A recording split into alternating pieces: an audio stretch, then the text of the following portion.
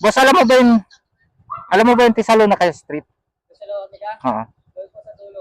Sa do. Diretso mo to, tumbok ka, di ba? Wait lang. Nagpaturo na ako ma'am kasi iba yung ano, medyo malayo ako dito. Mount Tabor? Pangalan? Mount Tabor. Eh, ano?